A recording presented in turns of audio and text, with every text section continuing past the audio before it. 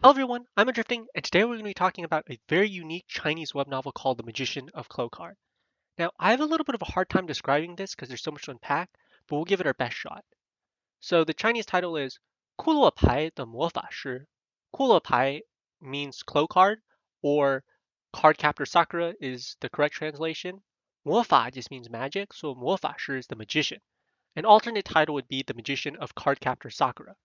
It's not a fan fiction or a derivative, but rather it takes a lot of the magical girl elements and like the magical girl template and puts it in this urban fantasy, post-apocalyptic urban fantasy setting with midnight battles and survival game settings, with a little bit of science fiction.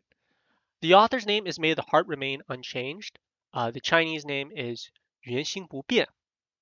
Now, some of the tags for this web novel is that it's a counter routine, so it has a lot of trope subversion, a lot of classic tropes you see in regular web novels, and just changes it up in a little bit or changes it up in some way. There's a system in this web novel, so this is a system flow web novel. It's an infinite flow, but not in the traditional sense, because whereas an infinite flow, a lot of worlds in that event like continue on and affect the world as a whole. This unlimited flow is a lot more to do with a survival game, like weirdness setting scenarios. So a lot of the stories are self-contained, right, within those worlds. A lot of the magic abilities are stored in cards, similar to Card Apprentice. So that's going to play a large role in the requirement of the main character. There's around 1,400 chapters. Post chapter 600, it starts to slow down. We'll get into some of the notable story arcs in this. It has around 4 million Chinese characters. That's roughly around 8 million English words because one Chinese character is like 2.57 English words, so a little bit more than that. But let's talk about the summary. So in the night battle, systemic disputes are hidden at night when people are sleeping. Congratulations! You have obtained SSS level abilities. The system's voice is very beautiful. But Feng Ren slammed the magic book in his hand to the ground and swore. I'm going to be using Chinese expletives. Tamada, card captor Sakura, I'm not a magical girl. We promised to cultivate immortality, body training, ancient martial arts, and fighting spirit. Where's the alchemy, witchcraft, and magical powers? Tamada in infinite flow. Why did I gain the power of a magical girl? So this web novel is heavily influenced and inspired by virtual world Peerless White-Haired Emperor in terms of like character design, character depth, and like style of comedy. And you see that through like the level of depth to the character in his motivations, right? And stories like Otherworldly Evil Monarch, Reverend Insanity, Legendary Mechanic, those are very intelligent protagonists, but like their motivations are very clear to see from their actions and the goals they're trying to achieve. Whereas in stories like Nomenclature of the Night, Peerless White-Haired Emperor, The Silly Alchemist, Spare Me Great Lord, and stories like Hero I Quit a Long Time Ago, a lot of their character personality and depth is hidden behind the personality that they usually use. So it's not quite a facade, but it's more like um, their motivations aren't easily shown by the way they act, right? Our main character is very naive and has a sense of justice. So it's a little bit of a heroic template, but we'll talk about why there's a lot of trope subversion and the various tropes that it does go into. So our main character, a lot of the sense of comedy comes from his magical girl abilities, because one of the requirements to become a magical girl is the magical girl transformation, right?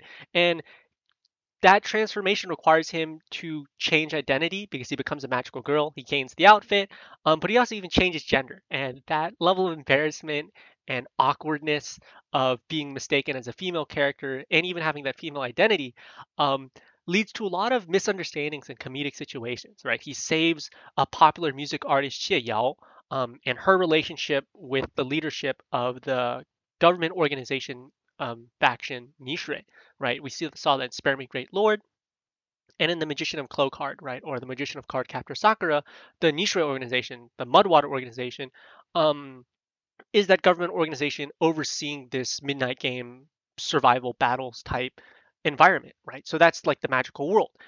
He is suddenly thrust into this magical world setting, right? And he, because it's a system novel and our main character gains these special abilities, has slightly improved abilities because it's innate, right? Some people have to acquire it through these survival battles, but he, for whatever reason, just gets a special superpower. But instead of like taking it to its fullest, right?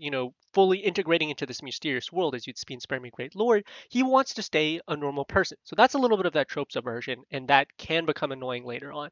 There are some implications to that, whereas it's very light harem before chapter 600. After chapter 600, it starts to go into the various backgrounds and expands upon the cast. Um, for better or worse. You see a lot of these small mysteries sprinkled in. And post chapter 1000, we get into the Path of Carefree Dreams, where there's a lot of power creep, where it has to service the B plot, the main plot, like the main mysteries. But in that sense, it loses a lot of that interesting comedic value that you see before chapter 600. And as I mentioned before, it's very similar to Hero I Quit a Long Time Ago in terms of comedy, right? Hero I Quit a Long Time Ago is kind of extreme in that comedy, in a little bit of its comedic sense of vulgarity, right? One of the characters in Hero I Quit a Long Time Ago, the supporting cast, how do I put this? He uses phallic objects as weapons, right? And that leads to a lot of very interesting situations because there's a lot of disgust and like vulgarness involved in that, but it doesn't make that situation any less funny. Our main character throughout these settings always has something going wrong, similar to All Things Wrong, where his tactics and thinking is very unconventional from regular players, right? Just because he's different motivations. Similar to Virtual World Peel's White Haired Emperor, the way he goes about solving problems and his thinking is just very different, right? One would describe even innocent, right? But also just he's not like perverted, but he's just like overpowered in a weird way. And that leads to him overcoming situations differently. And that makes it so unique. He eventually gains new supporting characters. He meets new people with this magical girl transformation ability, right? So he transforms into Cardcaptor Sakura. He meets Meng Lang, who has a Sailor Moon magical girl transformation. And then even later on, he meets Gou Yu, who has a Madoka Magica magical girl transformation. So Meng Lang is this a little bit more experienced. They go into his background a little bit more. You're gonna have to read that. He's kind of silly, but he's one of the more experienced of the cast. Has a lot more skills. Feng Ran is kind of this. He's the leader. He's the heart of the group. He's very loyal, but he doesn't quite understand everything or the way he goes about it. His motivations are very different from gaining power. He just wants to be a normal person, right? Because he starts off as this college student, a salted fish. He's not a very good college student that just kind of wants to live a normal life. And even with these special powers, he doesn't really fully accept it, right? It's kind of like a reverse isekai where you get transported to another world and you don't feel like you're a part of that world, that type of scenario, and you slowly get integrated. He just doesn't really want to integrate into this night battles. He wants to stay normal. So a lot of settings are involved in that, and the way he plays these survival games is just very different, right? Meng Lang is very crude as well, and he goes along with Feng Ran. Feng Ran is like he would be described as the spirit for Meng Lang, but they get along very well, although they have very different directions. They're good partners, good contrast. And then Gou Yu, uh, his name sounds a lot like Go in Chinese, which is Mr. Dog, right? And they make fun of him a little bit. He's the intelligent character, but whenever they get involved with Feng Ran, a lot of things that happen don't happen in the way they normally do. It's very inexplicable. They always come across very interesting events of buildings exploding or things that happen that really shouldn't happen due to his abilities, right? As I talked about, this was a lot of trope subversion. So it's trope subversion in the sense that a lot of wuxia web novels have an old man in the ring. He has a Loli in a power bank, and the identity of this Loli is very interesting because her name is Ling, and she is Night Angel in this Midnight Battles game, right? Survival game. She has this huge database. She's a famous hacker, a famous character, very overpowered. But due to Feng Ran's special ability, she becomes trapped in a power bank, right? And because the power bank is not a digital device, she's kind of trapped there and becomes a mentor to Feng Ran, and her abilities are slowly explored as the story goes on. As said before, in early game, there's almost no harem. There's a little bit of harem elements, but it never really plays that big of a role for character motivation and character development until much, much later on. And even then, it's relatively lighthearted compared to the plot, which just becomes very intricate post chapter 1000. But among these magical girls, or magical boys, should I say, they are known as the ICBM group, right? They all have these innate magical girl transformations that give them special abilities, but their secondary identities are a little bit of an embarrassment. And so they really tried to hide it. And that's where a lot of the comedic value comes from in like the way they act in their second special identities, right? Feng Ran rescues Xie Yao, one of the Nishui, the mud water organization's high level leader's sister. So he has some love entanglement, love troubles involved in that organization with his second identity. There's a lot of misunderstandings there, and in trying to hide their magical girl abilities, right? They develop secondary identities as well, right? So Feng Ran becomes the masked man with a chocolate box, so he hides his wand in a chocolate box. Fue no Su, I think, is the name of the wand from Cardcaptor Sakura. Sailor Moon becomes the caped man with a pan handle, so he turns his wand into a metal pan. Those details actually do become relevant later on. And Go Yu has a metal baseball bat to act as his wand, right?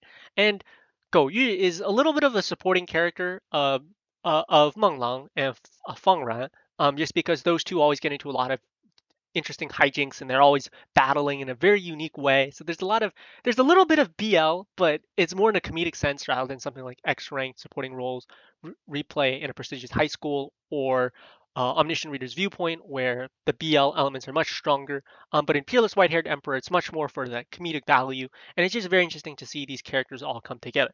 Feng Ran is very loyal and very innocent, so he has those chivalric or heroic characteristics, but he does a little bit of trope subversion in the way he goes about it. So instead of like advocating for pure justice, right, he advocates like for it's more of that like bottom line. So he's a little bit more of like a little bit more of a noble character. So maybe a little bit not like a classic noble character, which may be a little bit too much for some readers, but I find it very endearing. It just makes him a very normal protagonist. In and of it becomes a trope in and of itself, but the scenarios that he goes through and the time it was in which it was being written, it makes that trope very fun to read. So one of those settings is he is interrupting a drug deal, right? He's kind of like becoming Batman, and he comes across $1 million, and instead of deciding to keep it for himself, right? Because he sees special abilities, this is like involved in the night battle, right? It's $1 million, for him as a college student, like for a person living a normal life, like who wouldn't want to covet all that money? But instead, he decides to give that up. He says, this is not like mine. This is not like this is special ability, nothing to do with me. So he decides to turn it in. But the way he decides to turn it in to the police is very different, right? Because he decides to turn it anonymously by smashing the window of one of the government offices, right? And it's like I think the marriage counselor's office or one of the police bureaucratic offices. And so they're saying, "Wow, this person has such moral character." But did you really have to smash the window of the marriage office? You could have just turned this into the police station. So there's a lot of funny settings like this, right? There's always constantly buildings exploding. We meet a weird cat creature that gets into a lot of hijinks. Go Yu becomes a really nice chef. And they often remark how he'd be like the perfect house husband and whatnot, like way of the house husband. And so he goes on a lot of adventures with his magical girl trio, right? The ICBM group. It's kind of like Three Stooges, where he's like the heart of the group. Meng Lang is the more experienced of the group, and then Go Yu is the intelligent character. But they always get things always turn differently when Feng Ran is involved, right? There are various arcs. We see post 600. We see the Europe arc, there's the Antarctica. So Europe is after the Antarctica arc with the North Pole. That has a lot to do with Nightcrow. Before that, we see the Xieyao arc. So we see a little bit of love interest, but it's not that heavy. A lot of character development goes on. Before chapter 600, we see Feng Ran really go into his element. Um, One of the funny comedic elements is his ability or involvement with the 12 bronze zodiac heads from the Chinese Summer Palace. These are very famous historical artifacts.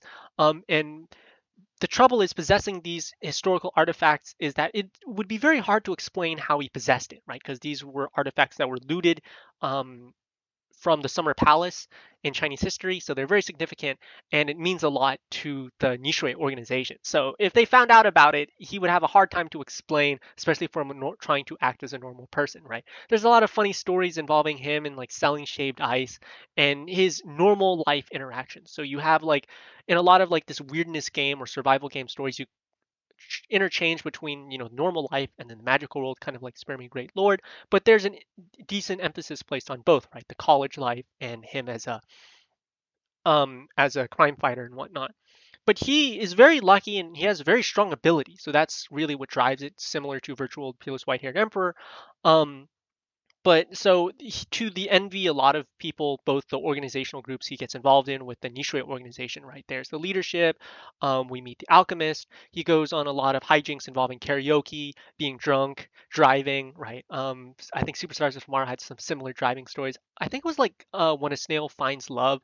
There's like a funny story was said some people can drive sedans and like regular mid-range cars like race cars, but very few people or only the main character could drive a race car, a sports car, like a tractor, right? He's just trying to remark on their bad driving skills with such a high-end car, and it's very funny.